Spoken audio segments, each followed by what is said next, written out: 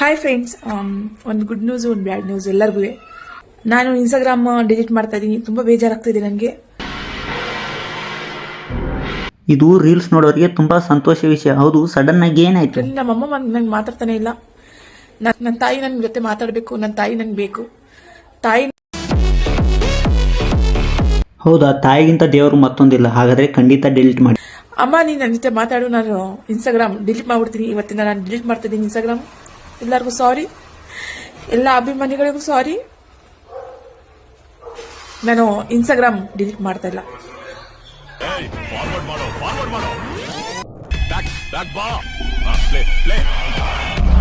ನಾನು Instagram delete ಮಾಡ್ತಾ ಇಲ್ಲ.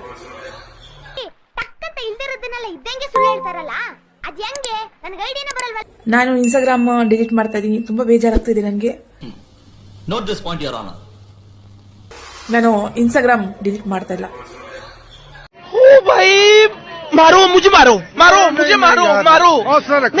ನಮಗೆಲ್ಲ ಗೊತ್ತಾಗೋಯ್ತು. ರೇಸ್ಮಾಂಟಿ ಇದೆಲ್ಲ ಮೊಸಳೆ ಕಣ್ಣೀರಂತ ನಮಗೆ ಗೊತ್ತು. ನೀನು ಮೋಹಿನಿ ಆದ್ರೂ ರೀಲ್ಸ್ ಮಾಡೋದು ಬಿಡಂಗಿಲ್ಲ.